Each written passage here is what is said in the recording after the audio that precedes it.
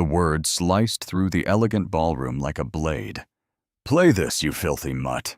Dr. Vivian Langford grabbed a battered violin case from behind the podium and hurled it across the stage. It cracked against the floor and tumbled to Marcus Ellison's feet.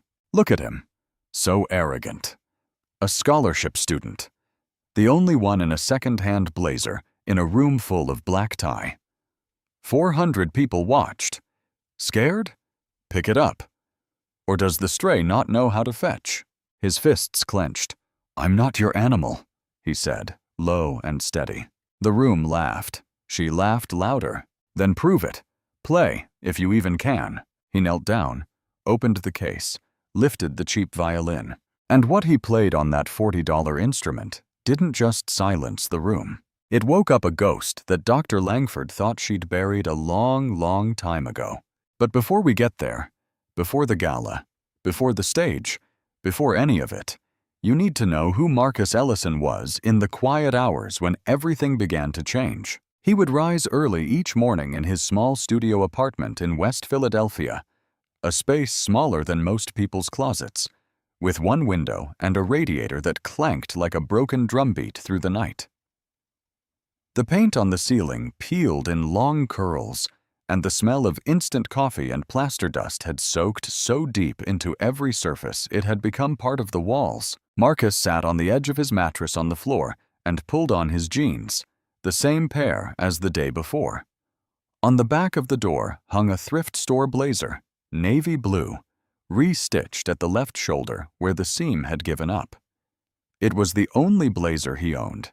He wore it to classes, to recitals, to every event where the conservatory expected him to look like he belonged. He grabbed the violin case leaning against the wall by the door. The leather was cracked, the zipper stuck halfway, the handle wrapped in duct tape twice. But the instrument inside had a voice, his father's voice. The train rattled past his window. The whole apartment shook. He didn't notice anymore. Outside, the streets were still dark and wet, the kind of cold that creeps in through your shoes and settles in your bones. Marcus walked the familiar blocks east, past the check-cashing place, past the laundromat with the busted sign, past the corner where Mr. Harlan sold newspapers from a folding chair, even though nobody bought newspapers anymore. He walked until he reached Mount Olive Baptist Church. The door was always unlocked before dawn. The pastor had given him a key years ago, back when Marcus had nowhere else to practice. The acoustics weren't great, low ceiling, damp walls, sound bouncing in strange places, but it was quiet. It was free, and that was enough. Marcus opened the case, rosined the bow, tucked the violin under his chin, and he played. If you had been standing outside that church in the early morning, you would have stopped walking. Not because the music was loud. It wasn't. It was because it reached through the walls, through the heavy wooden door, through the wet morning air. A single violin played in an empty church, sounding like it was grieving and praying at the same time. That was Marcus Ellison every morning before the sun rose, before the city woke, before anyone at the Easton Conservatory of Music knew or cared that he existed. His mother, Elena Ellison, worked the night shift in the custodial department at Jefferson Memorial Hospital, mopping floors, scrubbing surgical suites, emptying bins that smelled like iodine, and worse. She'd been doing it for years. Her knees were bad. Her back was worse. She never complained. Not once. Every month she sent what she could to help with his rent, the gap between his scholarship and the cost of living. She ate lunch at the hospital cafeteria because the meals were discounted for staff. She hadn't bought herself new shoes in years. When Marcus called her every Sunday evening, she never asked about money. She asked about his playing. She asked if he'd eaten. She asked if the church was still letting him practice. And every call ended the same way. "You play for the ones who can't anymore, baby. You remember that." She was talking about his father, Raymond Ellison. If you grew up in West Philadelphia in the 90s, and you walked past the right street corner on the right Saturday afternoon, You heard him before you saw him. A tall man in a flannel shirt, eyes closed, playing a violin on the sidewalk like the sidewalk was Carnegie Hall. No case open for tips, no sign, just a man and a melody, and whatever God put in his hands that day. Raymond was self-taught, never read a note of formal theory in his life. He learned by ear, by feel, by listening to records on a second-hand turntable until the grooves wore smooth. He played at churches, weddings, funerals. He played for free more often than not. People in the neighborhood called him the fiddle man. He'd smile when they said it, never corrected them. He composed too, not on manuscript paper. He couldn't afford it. He used the backs of church bulletins, napkins, the margins of his daughter's old-school notebooks, melodies in pencil, harmonics scribbled sideways. A whole world of music written in a handwriting only Marcus could read. One piece stood above the rest. A sonata for solo violin. 14 pages, no title, just a date from the year Raymond turned 30, and a small note at the bottom of the last page. For M, when he's ready. Marcus found it in a shoebox in his mother's closet when he was a teenager. He taught himself to play it that same summer, note by note, page by page. Alone in his bedroom with the door locked, hearing his father's voice in every phrase. It was the most beautiful piece of music he had ever heard. Wild, aching, full of something that formal training could never teach, because it came from a place that had nothing to do with technique and everything to do with living.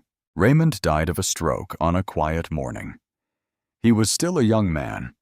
He left behind a widow, a young son, one violin, and a shoebox full of music that nobody in the world knew existed. Nobody except, as it turned out, one person who had no right to know it at all. The Easton Conservatory of Music sat on a tree-lined block in Center City, Philadelphia. Limestone columns, iron gates, the kind of building that whispered old money before you even walked through the door. Marcus was one of 3 black students in the performance program. He sat in the back of every lecture. He practiced in the smallest rooms, the ones with no windows, the ones nobody else wanted. His playing stopped people in hallways. Students would press their ears against practice room doors, holding their breath.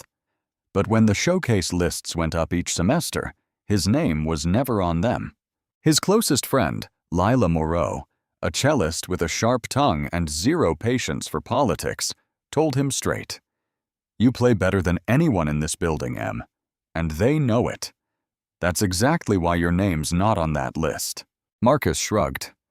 "I just need to get through the year, keep the scholarship, keep my head down." Lila shook her head. "You keep your head down long enough, people start thinking you don't have one." She wasn't wrong. But Marcus had learned a long time ago that for someone who looked like him in a place like this, being invisible was safer than being seen. The gatekeeper to every performance slot, every competition recommendation, every career-making introduction at the conservatory was one person, Dr. Vivian Langford, and that name, in this story, changes everything. Dr. Vivian Langford didn't walk into rooms. She arrived. You heard her before you saw her. The sharp click of designer heels on marble, steady, deliberate, like a metronome set to a tempo only she controlled. Students in the hallway would flatten themselves against the walls when that sound came around the corner. Not out of respect, out of something closer to survival. She was in her late 50s, tall, thin in a way that looked expensive, silver hair cut to the jawline, never a strand out of place. She wore charcoal blazers that cost more than Marcus's rent, and a pair of gold-rimmed glasses she adjusted before every critique, the way a surgeon picks up a scalpel, slowly, with precision, and without the slightest concern for what comes next. Langford was the chair of the performance department at Easton Conservatory, a multiple recipient of major arts honors, board member of the Philadelphia Philharmonic Society. Her name was etched into the limestone above the recital hall entrance, not because she donated the building, but because someone who donated the building owed her a favor. She had an entourage. Not officially, but wherever Langford went, people followed. Department assistants, junior faculty, and always, Adrian Hale, her graduate protege, a tall, pale young man with thin lips and a permanent expression of mild agreement. Adrian fetched her water. Adrian echoed her opinions in faculty meetings. Adrian laughed at her remarks exactly half a second after she delivered them, like a shadow that found everything funny. When Langford spoke to students, she didn't look at them. She looked past them, at the wall, at her phone, at something more interesting that only she could see. Her feedback was legendary, not for its insight, for its cruelty. She once told a first-year flutist in front of the entire studio class, "If I wanted to hear that interpretation, I'd hand the sheet music to my housekeeper." The room went silent. She moved on to the next student without blinking. And if you were black, if you were brown, if you were anyone whose last name didn't come attached to a trust fund or a legacy admission, Langford had a special kind of invisibility reserved just for you. She didn't attack you. She simply acted as though you weren't there. Your recordings went unreviewed. Your recital applications vanished into a drawer. Your name was never spoken in recommendation meetings. When Marcus submitted a recording for the spring recital the previous year, a recording that had made Lila cry the first time she heard it, Langford's written feedback was 4 words. Not conservatory standard. Next. She hadn't listened past the first 30 seconds. The file's playtime data proved it. But none of that, not the cruelty, not the politics, not the power, was the thing that kept Marcus awake at night. It was the music. The Langford Violin Sonata in D minor. It was her masterpiece. The composition that launched her career decades ago when she was a young faculty member hungry for recognition. The piece had been performed at international competitions, recorded by soloists on 3 continents, taught in master classes from the finest schools to Vienna. Critics called it a once-in-a-generation work. Raw, aching, structurally daring. Langford told the story of its creation in every interview. It came from a period of deep personal reflection, she'd say, adjusting her glasses. I locked myself in my studio for weeks. No phone, no visitors. Just me and the instrument. The sonata wrote itself. The world believed her. Marcus didn't, because every time he heard the Langford Sonata performed at a recital, in a recording, hummed by a student in the hallway, something in his chest clenched. The bowing patterns, the double stop progression in the second movement, the way the melody descended in the bridge with that distinctive fingering, like a hand reaching down into deep water. He knew those patterns. He knew that fingering. He had played them 1,000 times alone in his bedroom from 14 pages of pencil-written manuscript paper pulled from a shoebox in his mother's closet. One night, he told Lila, played her both pieces back to back. His father's untitled sonata, then a recording of the Langford. She sat still for a long time. Then she said, That's not a coincidence. That's a copy. I know. You'd need proof. Real proof. Dated manuscripts. Witnesses. Something. I have the manuscript. It's dated. It's in his handwriting. And she's the most powerful person in this building." Marcus said nothing. Lila leaned forward. "So what are you going to do?" He didn't have an answer. Not yet.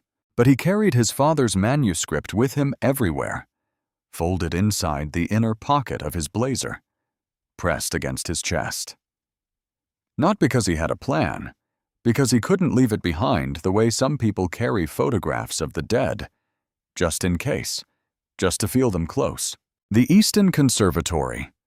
Annual gala was the kind of event that existed to remind everyone in the room how much money they had and how much the people outside the room didn't. The Grandview Hotel ballroom, gold leaf ceilings, a 12-foot chandelier that looked like frozen rain, round tables draped in white linen topped with orchid centerpieces that cost more than Marcus's monthly groceries, champagne flutes catching light from every angle, the smell of expensive perfume and roasted lamb, and old leather shoes that had never touched a sidewalk. 400 guests, donors, alumni, music critics, conductors, the kind of people who said marvelous without irony. And in the far corner, near the back wall, standing at a table he'd been assigned to, the one closest to the kitchen doors, Marcus Ellison. He'd borrowed dress shoes from a classmate, polished them twice, ironed his one blazer on the floor of his apartment because he didn't own an ironing board. He didn't bring his violin. This wasn't a performance. This was a fundraising banquet. He was here because Lila told him he had to be. You're a scholarship student, Em. They notice who shows up, and they definitely notice who doesn't. So he showed up. Lila sat next to him. She looked good. Silver earrings, black dress, the kind of quiet confidence that came from knowing exactly who she was. She kept one hand on Marcus's arm like she could feel the tension radiating off him. "Breathe," she whispered. "It's just a room." It wasn't just a room. It was a room where everything he wasn't, wealthy, connected, white, was on display at every table. The glass in his hand felt heavier than it should. He thought about the plastic cups at Mount Olive Baptist, the dust on his radiator, the instant coffee that was all he'd had since the day before. He didn't belong here.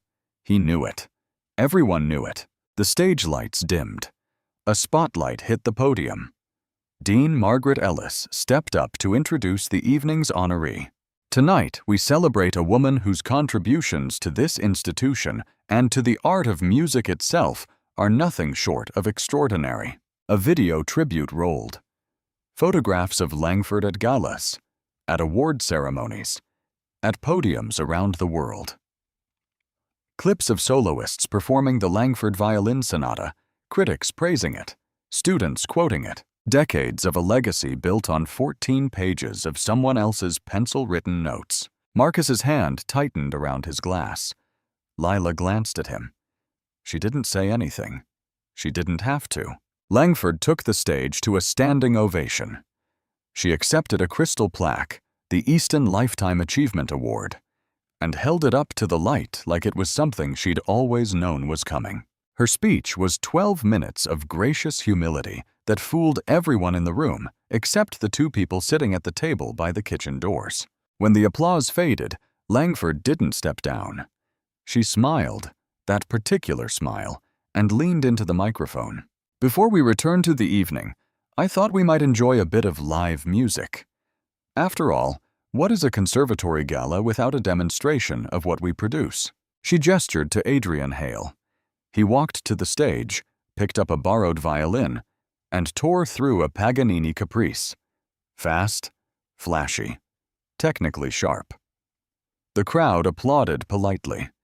Adrian bowed like he'd just cured a disease. Then Langford's eyes swept the room, slowly, like a searchlight looking for something to land on. They landed on Marcus. "Mr. Ellison." His name through the speakers sounded like a verdict. "You've been so quiet this year. Surely our scholarship program has produced something worth hearing." The room turned. 400 faces found him.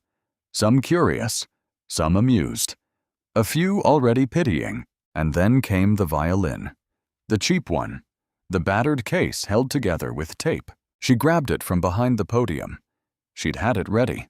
She'd planned this, and hurled it across the stage. It cracked against the polished floor and tumbled end over end until it stopped at his feet. You already know what she said. You already know that nobody stood up. Professor Howard Bennett, white-haired in his later years, co-founder of the conservatory, sat 2 tables away. He set down his champagne glass. He didn't speak. but his eyes locked onto Marcus and didn't move. The room was waiting. Langford was smiling. The cheap violin lay at his feet like a dare. Would he walk away and let her win? Would he play on an instrument designed to make him fail? Or was there something inside that battered case that she never counted on? Time seemed to stop. Not literally, but something in the room shifted.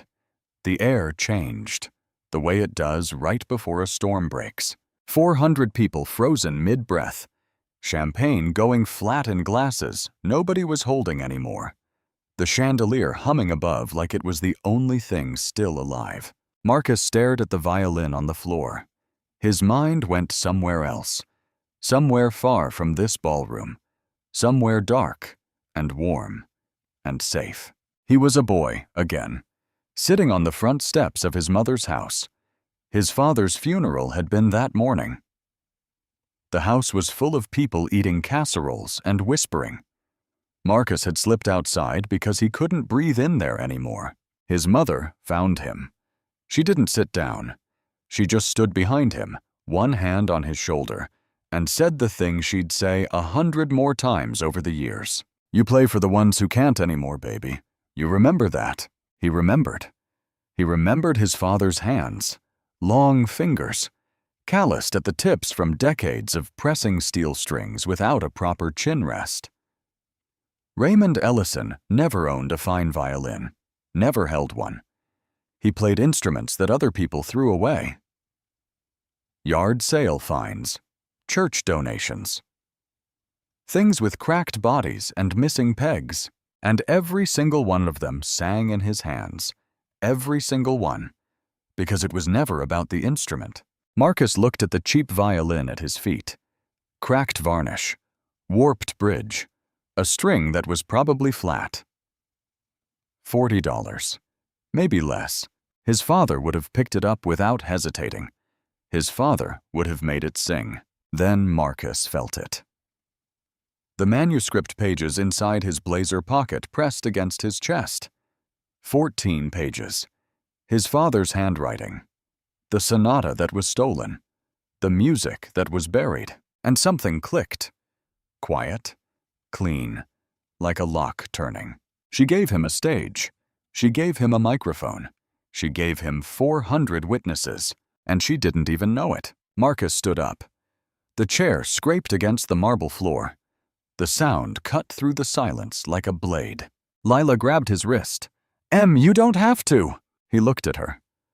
And for the first time all night, he wasn't afraid. "Yeah, I do." He walked to the stage. Every step echoed. He knelt down, opened the battered case, and lifted the cheap violin. He ran his thumb across the strings, tested the tuning pegs. One string flat, just as he thought. He adjusted it, calm, precise, the way his father used to. He tucked the violin under his chin, raised the bow. Langford folded her arms. "Whenever you're ready, Mr. Ellison." Marcus's voice was barely a whisper, but every microphone in the room picked it up. "I've been ready my whole life." 3 seconds of silence. The bow touched the string. The first note was ugly. There's no other way to say it. The cheap violin fought him from the first stroke of the bow. The tone was thin, scratchy, hollow. Like dragging a nail across a chalkboard wrapped in tissue paper. The E string buzzed against the warped bridge. The body of the instrument had no resonance, no warmth, no depth.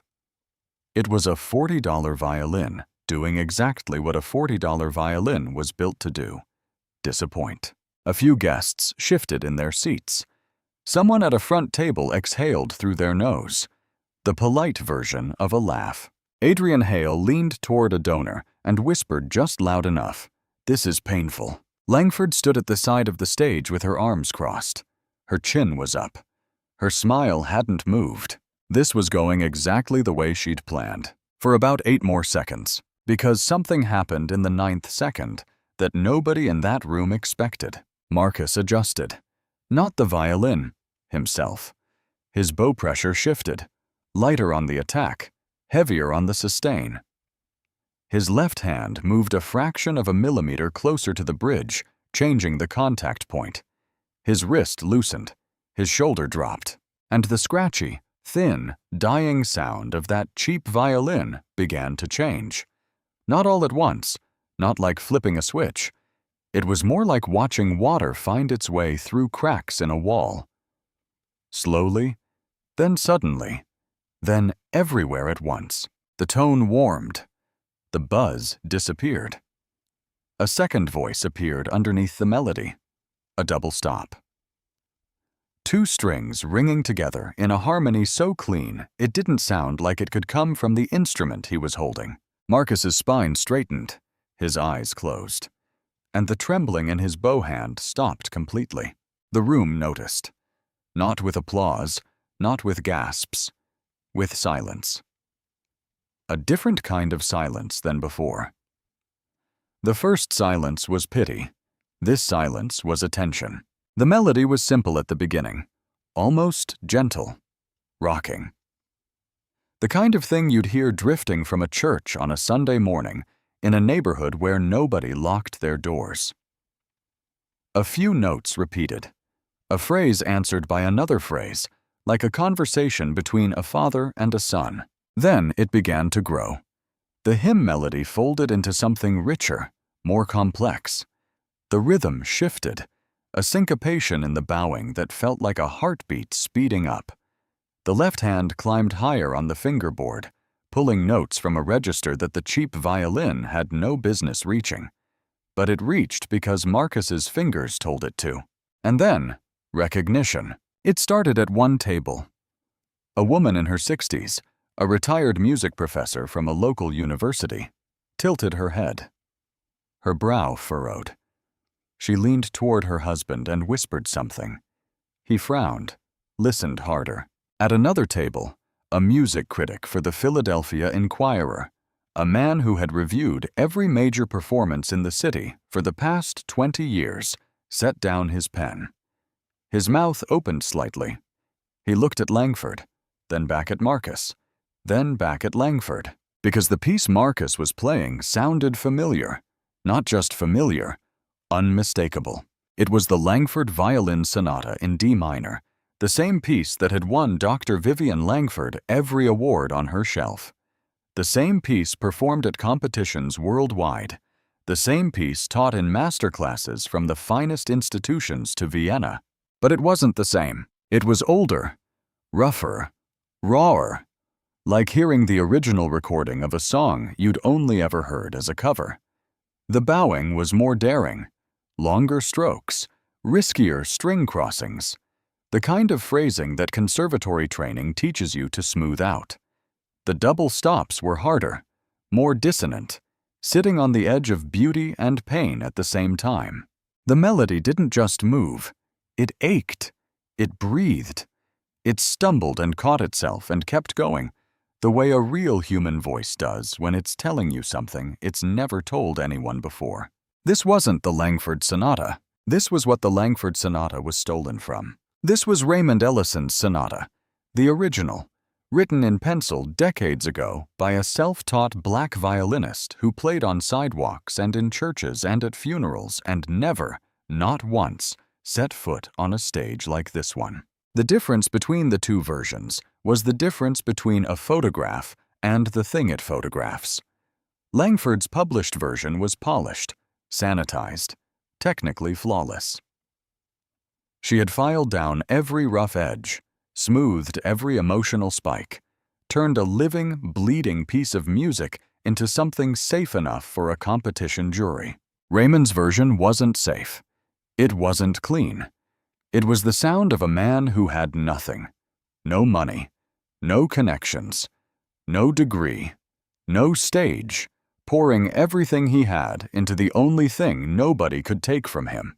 And his son was playing it now on a $40 violin in a room full of people who had given a standing ovation to the woman who stole it. Professor Howard Bennett sat 2 tables from the stage. His champagne glass had been untouched for minutes.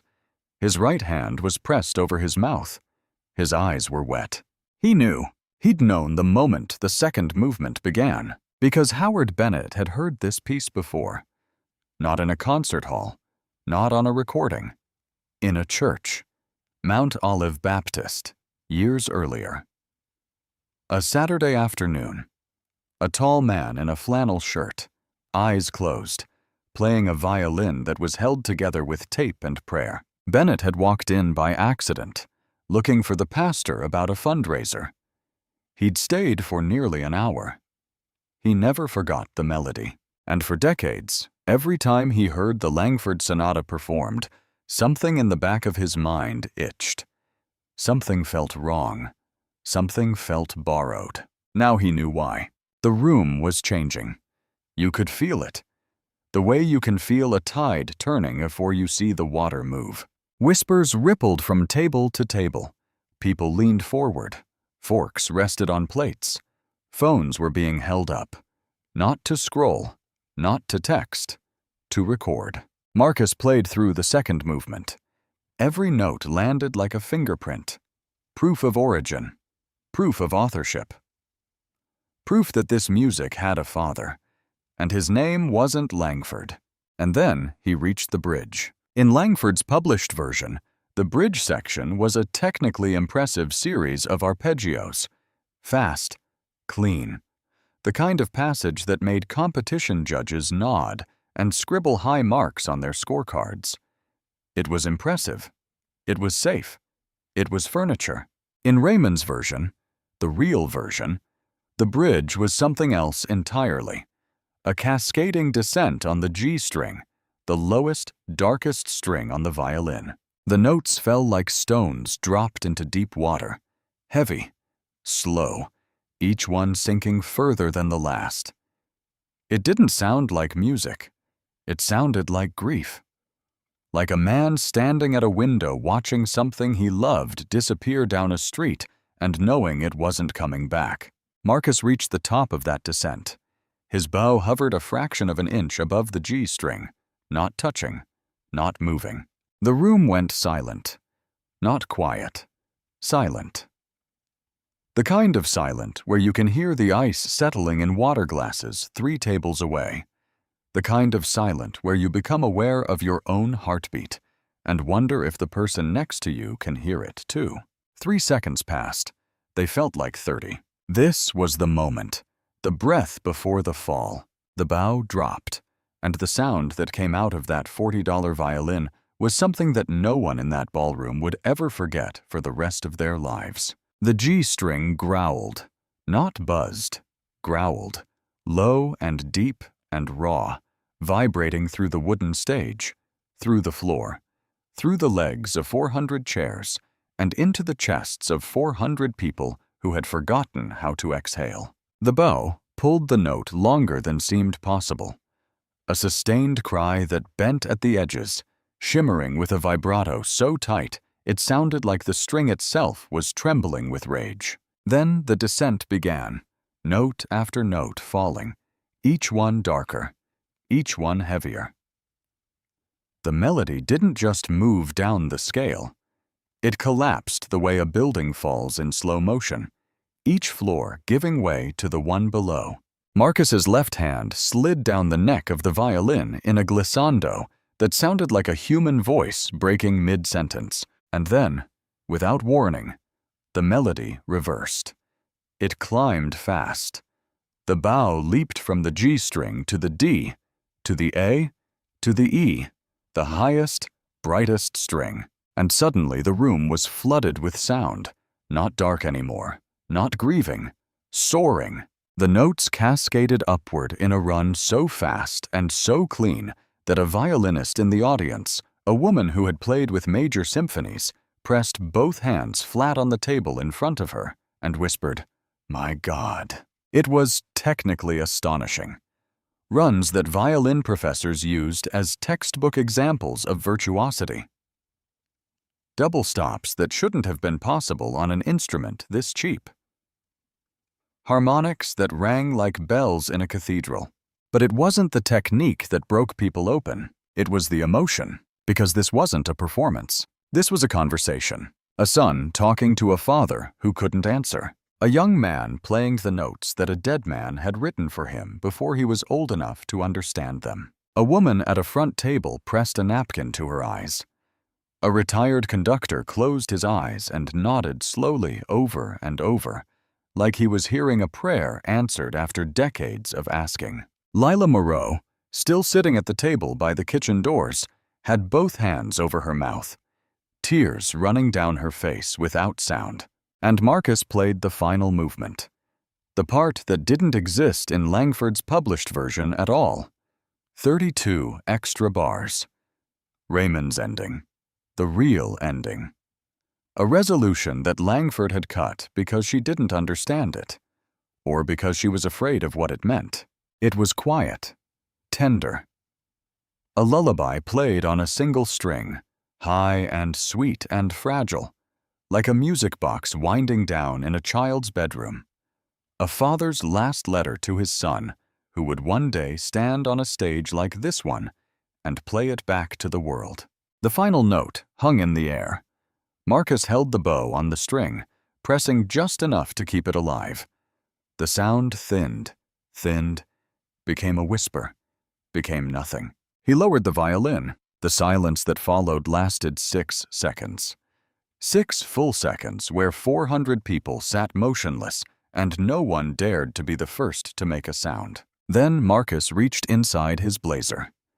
He pulled out the folded yellowed manuscript pages. 14 sheets of pencil-written music, creased from being carried against a beating heart for years, and held them up. His voice was steady, quiet, but the microphone carried every word to every corner of that room. This sonata was written by my father, Raymond Ellison, decades ago. Every note, every bowing, every phrase. He placed the pages gently on the music stand beside him. He never published it. He never had the chance. He didn't look at Langford. He didn't need to. 400 heads turned, slowly, together, like a tide, toward the woman standing at the side of the stage. The woman who had just been given a Lifetime Achievement Award for the music of a dead man she had never credited, never acknowledged, never named. Nobody clapped. Not yet. The room was still processing. 400 brains running the same calculation at the same time, rewinding every note they'd just heard, matching it against every recording of the Langford Sonata they'd ever listened to, and arriving at the same impossible, undeniable conclusion. The first person to move was Professor Howard Bennett. He didn't clap. He pushed his chair back. The legs scraped against the marble floor, and the sound cut through the silence like a crack in glass. He stood, slowly, the way a man stands when he's carrying the weight of something he should have said a long time ago. He looked at Marcus, just looked at him. Then he turned and faced the room. A woman at the next table stood. Then a man 2 rows behind her. Then 5 more. Then 10. Then the entire left side of the ballroom rose like a wave that couldn't be stopped. The applause didn't start as applause. It started as one pair of hands, a retired cellist near the back, meeting once, then twice. Then the sound multiplied table by table, row by row, until it was a roar. Not polite, not rehearsed. The kind of applause that comes from the gut, from the place where people store the things they feel but don't know how to say. Some people were crying. They weren't embarrassed about it. The music critic from the Philadelphia Inquirer had stopped writing. His phone was already recording. He'd send the first draft of his story before midnight. Professor Bennett walked to the stage. His steps were slow, but deliberate. He reached Marcus, looked at the manuscript pages on the music stand, and studied them. The pencil handwriting, the date, the small note at the bottom of the last page. For M, when he's ready. Bennett's voice was quiet, but he was standing close enough to the microphone that every word carried. I knew Raymond Ellison. I heard him play this piece at Mount Olive Baptist years ago, on a violin just as old as this one. He paused, swallowed. I never forgot that melody, and now I know why it sounded so familiar all these years. The room exhaled. Not relief, reckoning. And then Langford. She was still standing at the side of the stage, but she wasn't the same woman who had thrown that violin case 20 minutes earlier. The color was gone from her face, not flushed, drained, white as the linen on the tables. Her fingers gripped the edge of a cocktail table so hard her knuckles looked like they were trying to break through her own skin.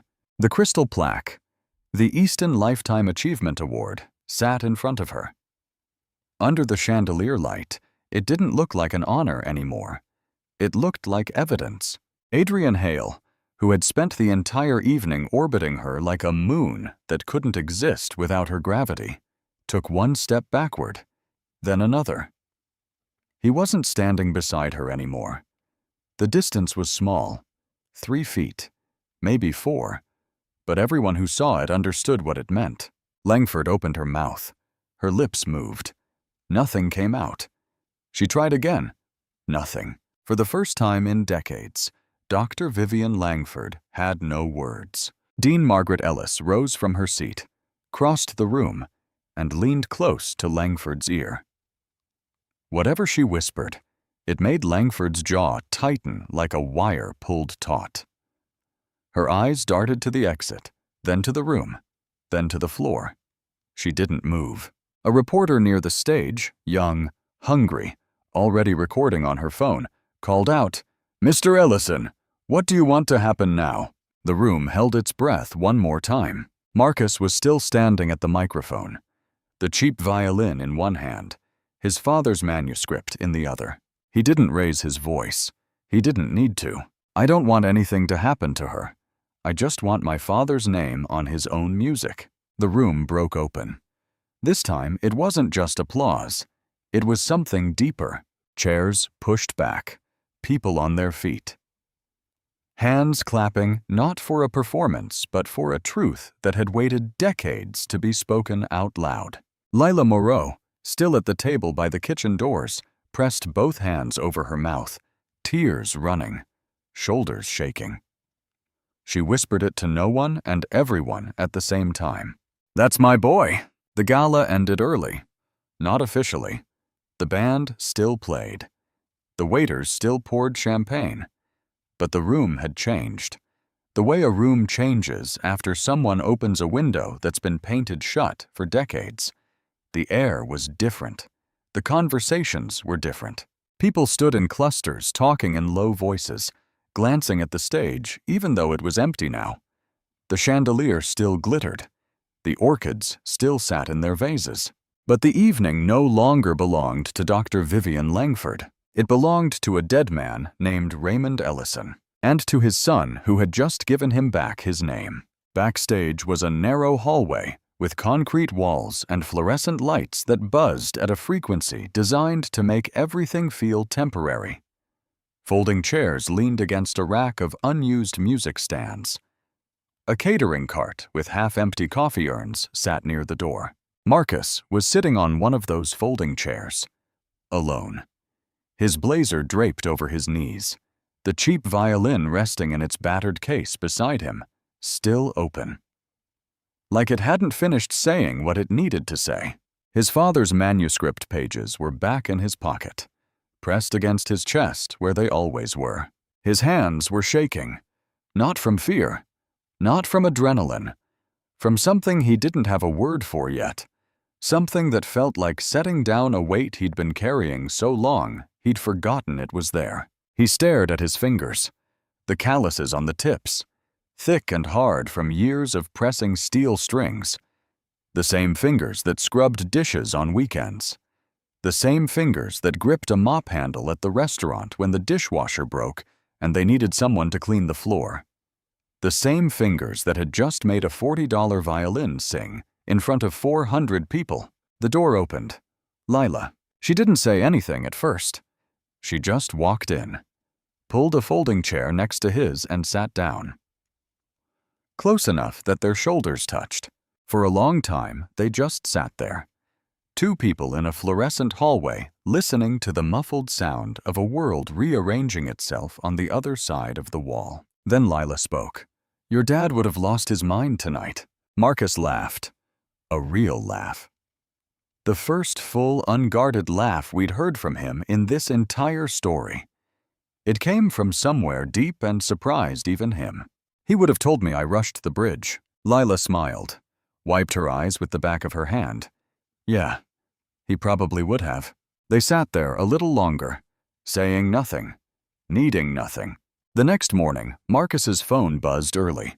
An email from the Caldwell Foundation, the private arts fund named after Dean Margaret Ellis's family. He read it 3 times before the words stopped blurring. A full graduate fellowship, tuition, housing, a monthly stipend, a recording budget. No audition required. The email was 4 paragraphs long, but the sentence that mattered was 1 line near the end.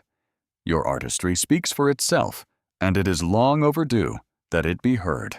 Marcus set the phone down, picked it up, read it again. By midday, a second email arrived. This one from a recording label. Not a major, but a respected independent with a catalog of critically acclaimed classical albums. They wanted to know if Marcus would be interested in recording the complete works of Raymond Ellison for solo violin. Every piece, every fragment, every melody pulled from the back of a church bulletin and the margin of a school notebook. His father's music. In a studio, on a real recording, under his father's name. Marcus closed his laptop and pressed his palms against his eyes. That evening, the Philadelphia Inquirer published the story. The headline read, "The Sonata That Wasn't Hers." A student's performance reveals a decades-long deception. By morning, it had been shared thousands of times. By the end of the week, music scholars at several universities had begun re-examining Langford's entire catalog. The Easton Conservatory issued a formal statement. The Lifetime Achievement Award was quietly rescinded. Dr. Vivian Langford did not return to campus that semester or the next. Marcus called his mother on Sunday evening, same as always. Elena answered on the second ring, still in her hospital scrubs, still smelling like iodine and floor cleaner. He told her everything. The gala, the violin, the manuscript, the standing ovation, the fellowship, the recording offer. She was silent for a long time. So long that Marcus checked his phone to make sure the call hadn't dropped. Then she spoke. Her voice was steady, the way it was always steady, even when the world wasn't. Your father used to say the music would find its way home. She paused, took a breath. I just didn't know it would take this long. Marcus pressed the phone against his forehead, closed his eyes, breathed. Outside his window, the train rattled past. The apartment shook. The radiator clanked its broken drumbeat. But for the first time in a very long time, the room didn't feel small. A short time later, before dawn, the streets of West Philadelphia were still dark, still wet. The same cold that crawled in through your shoes and sat in your bones. Marcus walked the same blocks, past the check-cashing place, past the laundromat with the busted sign, past the corner where Mr. Harlan sold newspapers from a folding chair. He pushed open the door of Mount Olive Baptist Church, but this time he wasn't alone. 3 kids were sitting in the front pew. Neighborhood kids, 10, 11, 12 years old. Each one holding a violin, rented, scuffed, cheap.